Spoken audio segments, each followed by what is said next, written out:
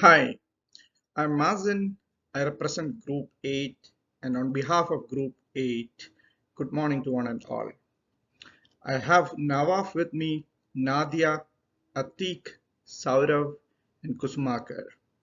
Our topic is on sports. This will be our agenda for the day. We'll be going through the introduction and the background. We'll dig deep into literature review, the data collections and methodology, followed by the data analysis that has been done on it, and finally, a few suggestions and recommendations. This would be an interesting topic, particularly for people who enjoys playing or watching sports. Sports is basically categorized into indoor and outdoor sports, and outdoor sports being the most popular among it. Sports has become major business with huge financial attractions. I'd like to show you a glimpse of the popularity of different sports in each continent. You will quickly notice in the image that football is the most popular among them. And because of the popularity, a lot of opportunity to develop football has become possible. Business tycoons pour in a lot of money to incentivize it. We would be focusing on football leagues and franchises, particularly on the English Premier League. English Premier League is the most competitive and one of the oldest domestic football league in the world. Most of the teams are formed as part of city communities, and hence the names would be based out of the city. If there are multiple teams, different names are used with the city names. Example, Manchester, there is both Manchester United and the Manchester City. For source of income is of course the broadcasting right, commercials or sponsorship deals, and then the match day revenue itself. 5 European league clubs revenue has been shown on the right. The numbers are in terms of millions. You will notice that England is of course the highest, followed by Germany, Spain, Italy, and France. The competition structures goes like this. You will have 20 teams playing with each other twice. The winning team gets 3 points, the losing team gets 0. And if it's a draw, you'll have 1 point each. Highest points will be crowned the champions. There are multiple teams with the same points at the end of the season. The team with the highest difference of goal wins. Winning Premier League matches and staying in the Premier League is critical for the football clubs due to the financial and the non-financial benefits. As a result of this, a lot of investments for good training grounds, analytical teams to provide key insights, and investing in new players has come up. Winning football matches has become very difficult for teams with less money. I would like to hand over to Nawaf for discussing about the research that goes into winning the matches. Over to you, Nawaf. Thank you. Thank you, Mazin. So let's talk about the research objectives. So we have three main research objectives in our project. First one is the minimum performance that is required by a club to win a Premier League football match. The second one is the minimum performance that is required to achieve in all Premier League games in a season to be champions by end of the season. The third one is the impact of winning the league and relegate into the second tier or the championship. So that is from the financial perspective. So all these three objectives are analyzed in the project. So let's look at the research questions. So we have three research questions. The first one is the financial impact of being the champion and relegate into second tier. So this is one of the most important things that we are going to analyze. The second one is the importance of achieving the best performance to be the champion and avoid any relegation. And the third one is the importance of giving opportunity for homegrown talent and bringing them to the first team. So these three questions are understood and answered in our research paper. Thank you, Nawaf. Hello, everyone. I'm Nadia Ismaili. We have done a lot of research related to football matches as our literature review, which includes player performance and intensity, physical demand and consequences to performance, investments and performance continuity, predicting results based on performance, and performance-based revenue sharing. The first part of literature review is player performance and intensity. The competitive nature of the Premier League creates great exciting seasons continuously each year. Teams should use predictive analytics to gain the better understanding of the constraints and significant features during the games. In football, match performance can be defined as the interaction of different technical, tactical, mental, and physical factors. Players cover a distance between 9 to 14 kilometers and perform more than 1,000 activities during the match. There are three field positions in football: defend, midfield, and attack. The physical demand and skills required of players playing in these positions are different from each other. Understanding the exact player's capability is required for playing the player in the correct position. We should consider the characterizing the importance of patterns of physical activities, frequency, efficiency of games actions such as involvement with the ball, total number of successful passes, dribbling, and beating players. Also, high-intensity football matches require particular players or playmakers to be replaced at the correct moment to keep on the momentum of the intensity as well. Forecasting the outcome of the match depends on many internal and external factors. By utilizing predictive analytics and machine learning algorithms, we could be able to build models with high level of accuracy. The performance of a team has direct correlation on the performance of the players. High intensity of football requires high performance of players. The total number of matches during a season requires substantial effort and physical demands from the individual players. Due to intensity and physical demand of players, they are prone to injuries. The absence of key players could have negative impacts on games.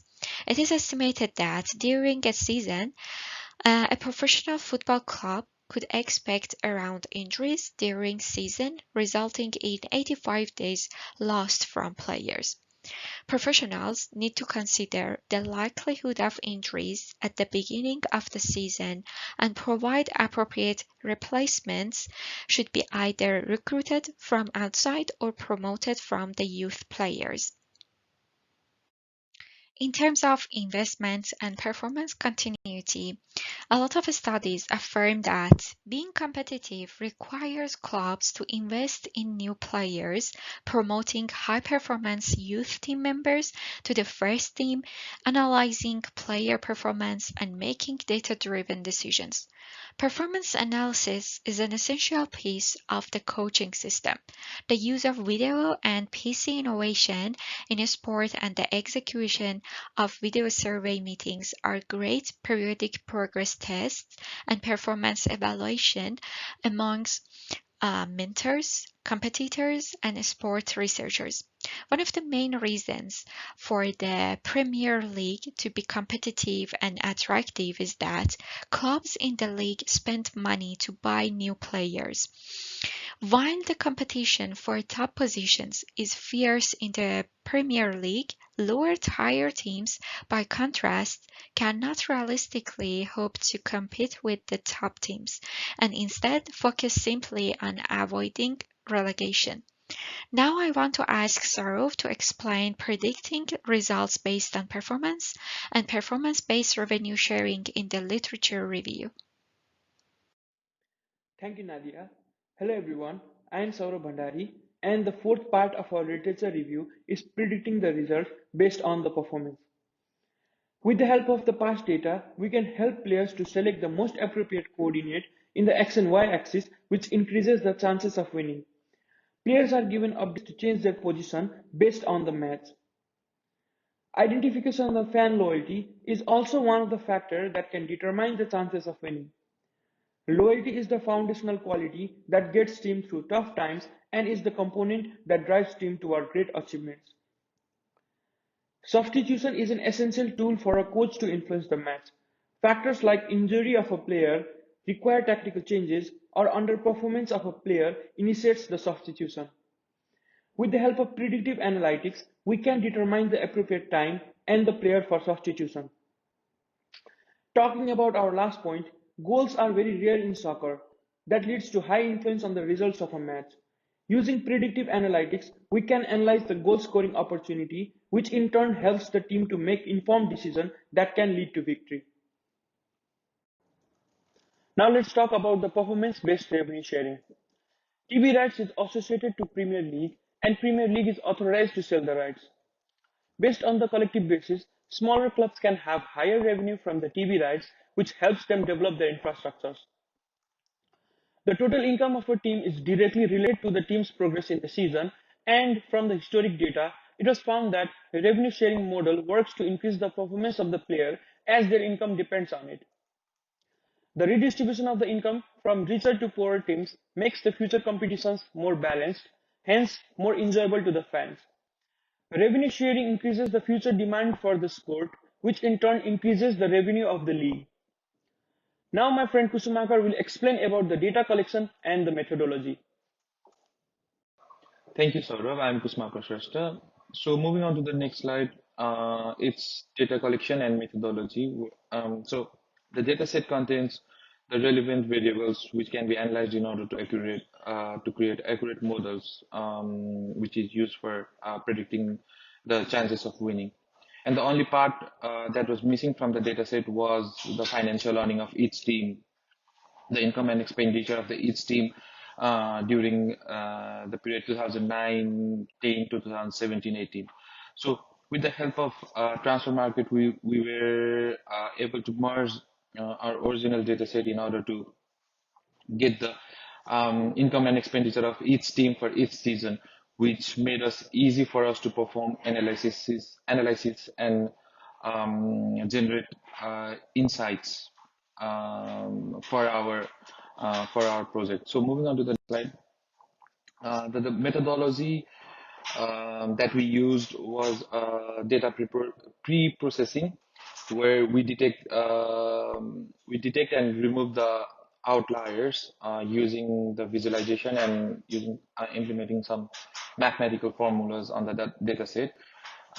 Tuning the data set with the nearest good data and truncating them completely and imputing the null values with the mean values.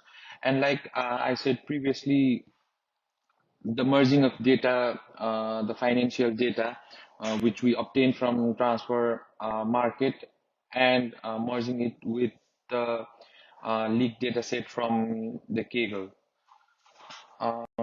So the next part was data analysis, where based on our analysis that the total of 36 teams were the part of the Premier League during the season 2019 to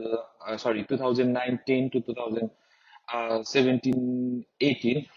During this period of 10 years of period, Manchester City and Chelsea were the team that has won the Premier League more than any other team, whereas Manchester United has won the league twice and making a history. Leicester City won the Premier League once.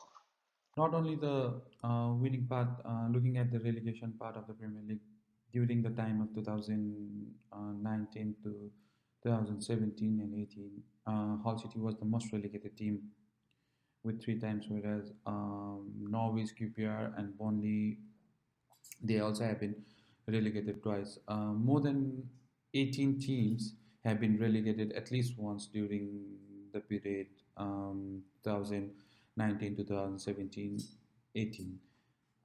Thank you. Now Nawaf will deep down into further analysis. Thank you, Kush. So let's talk about the minimum matches required to win.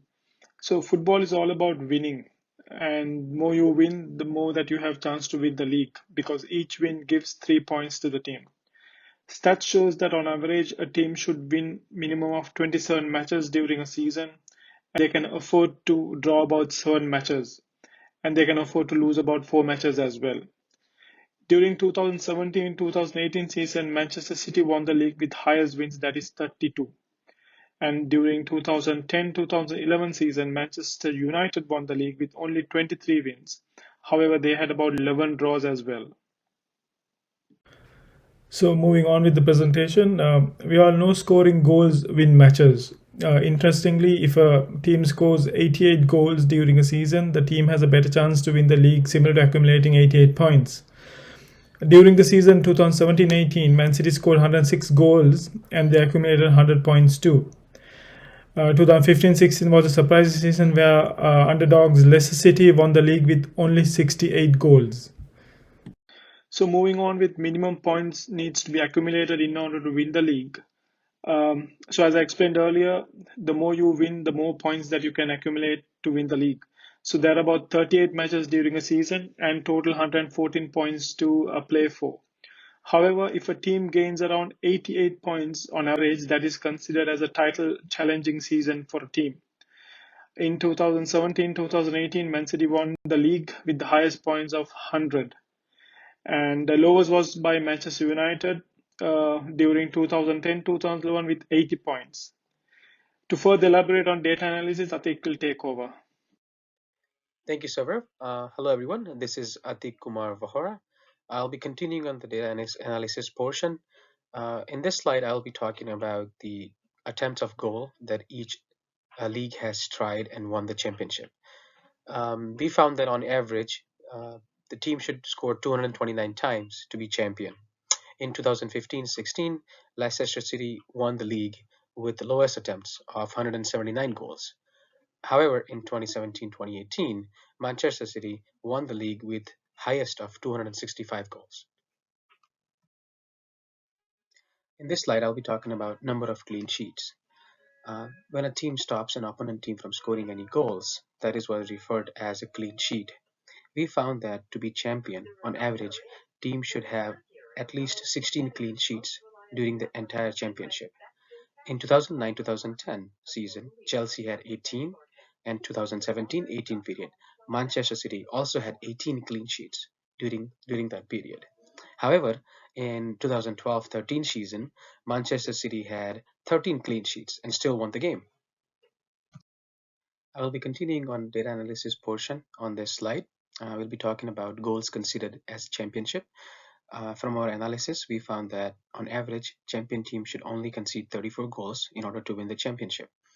Manchester City has kept it the lowest of 27 for the entire championship. And the other hand, Manchester United has considered the highest number of goals of 43 and still won the championship. On this slide, I'll be talking about income of champions for each season. Winning the championship has huge financial impact for the team. And from our data analysis, we found that over the years, income for each champion team has gradually increased. As we can see from the 2012 season of Manchester United when they were champions, the income there, and the Chelsea who won in 2016-2017, there is a big difference in income, and that has been the trend over the years. Finally, it's important to note that the Premier League has now become one of the richest sporting events in the globe. In this project, we analyze what teams should do at minimum to be the champions. Still, stakes are high for the teams to stay in the league for better prospect as well. On behalf of the team, I would like to thank everyone who joined. Thank you.